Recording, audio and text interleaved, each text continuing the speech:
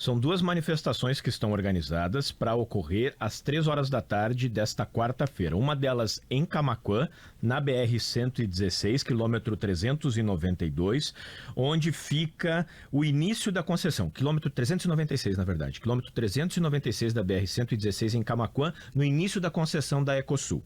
Há uma segunda manifestação organizada para ocorrer na BR-392, lá na região do pedágio de Capão Seco, que é no ponto do final da concessão da Ecosul. Então são duas manifestações que estavam previstas para ocorrer e estão previstas para ocorrer às 3 horas da tarde de hoje. O que acontece?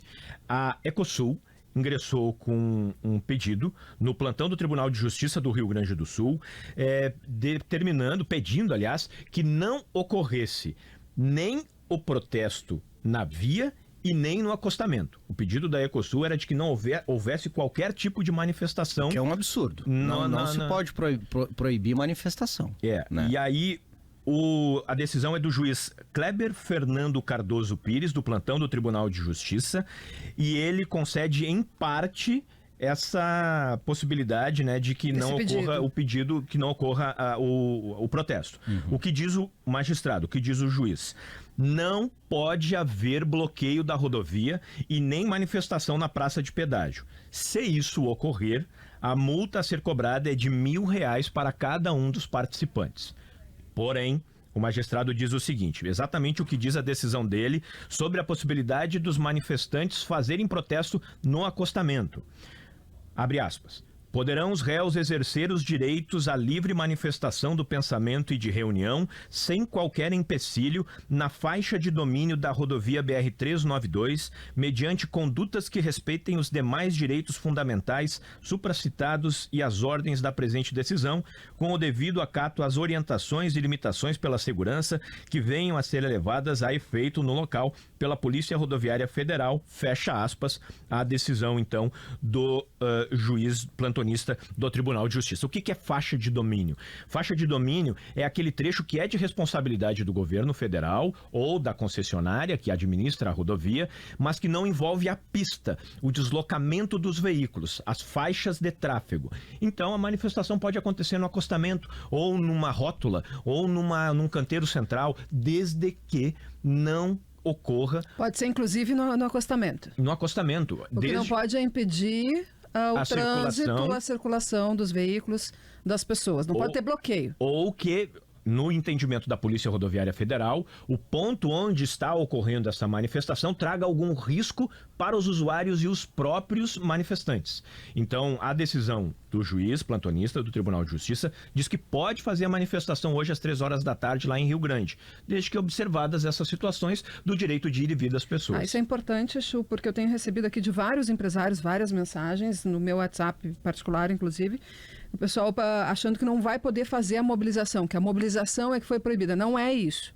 Tá? A mobilização pode ser feita, as duas mobilizações podem ser feitas, porém sem gerar risco tanto para os manifestantes quanto para outras pessoas e sem o bloqueio de circulação. É isso, Josimar? Isso. Então a manifestação em Rio Grande está, sim, permitida, desde que não ocorra esse bloqueio de pista ou algum tipo de transtorno para a praça de pedágio ou para os usuários da rodovia, para os manifestantes. A outra manifestação que está prevista para a BR-116 em Camaquã, essa não tem decisão alguma da Justiça, até porque... Ela se refere somente à da 392. Sim, até porque esse protesto que vai acontecer em Camaquã, ele vai ocorrer numa área de... Área privada. É uma área de um posto de gasolina. Sim. E aí nessa área desse posto de gasolina é que vai ocorrer a manifestação, vai ser bem fácil de identificar os manifestantes ali e, inclusive, até esse foi um cuidado que o pessoal de Camaquã teve exatamente para fazer numa área que não houvesse esse risco da Justiça de repente proibir, como foi o caso agora que tivemos ali em Rio Grande. Bom, além dessas dúvidas que o pessoal está me mandando, Chu e Josimar, o pessoal está aqui reclamando muito do valor do pedágio. Pois é, o aumento é de 28%. Reclamando demais e do impacto disso na atividade econômica, porque, né, é que nem tributo, né, Chu? Não, quem paga não é a empresa, né? Quem paga é o consumidor, tem um repasse. Mas qual é a justificativa para 28%? 28,9% de reajuste. O pedágio da Ecosul, ele por contrato, ele precisa ser renovado sempre a cada 1º de janeiro de cada ano. Ocorre que em 2022 o contrato o reajuste não ocorreu na data prevista, foi ocorrer só em novembro daquele ano. Depois, em 2023, não ocorreu qualquer tipo de reajuste. E em 2024 precisaria de um novo aumento. Aí houve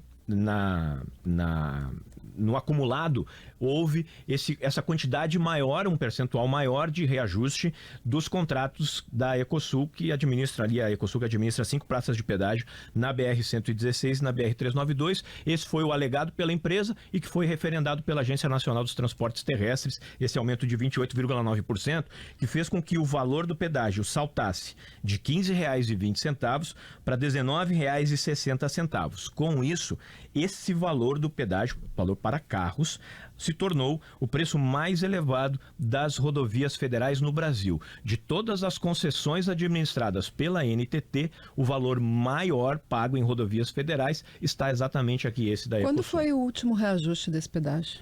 Novembro de 2022. É que acumulou, como disse o Josimar. Mas assim, o que a gente estranha, né? É um percentual muito acima da inflação. Ele passou pelo crivo da NTT e provavelmente foi autorizado, né, Josimar? Tinha a previsão em contrato. Um contrato Sim. que, aliás, é um contrato horroroso. Não sei como é que foi aprovado, né? Não, mas aí eu consigo explicar um pouco isso. Não justifica o que acontece agora, Sim. mas acontece assim. Lá em 1998, nós tivemos aqui no Rio Grande do Sul vários pedágios estaduais entrando em funcionamento e que envolviam rodovias federais, os polões. E naquela época era o governo do estado o responsável por administrar esses contratos. Depois disso, a NTT ela é criada e ela começa a executar e a criar os seus editais, os seus processos de concessão. E a NTT herda do governo do estado, do governo do Rio Grande do Sul, esse contrato. Ao longo dos anos, os contratos foram sendo aprimorados, né? Primeira fase, segunda fase, terceira fase, quarta, quinta fase. Mas o da Ecosul permanece exatamente do mesmo jeito lá de 1998. Ele é um contrato que ele tinha validade até 2003, porém, em 2000 foi acordado, 2013, perdão, em 2000 foi acordado que, quando chegasse 2013, ele teria um aditivo levando o contrato para 2026. Então é um contrato de 98 que vai durar até 2026. E o que está previsto em contrato hoje é completamente diferente de tudo aquilo que a gente tem dos contratos da NTT. Sim. O reajuste, por exemplo. O reajuste ele não é com base no IPCA. Ele é uma cesta de índices onde o cálculo, na maior parte das vezes, costuma ser bem superior à inflação brasileira.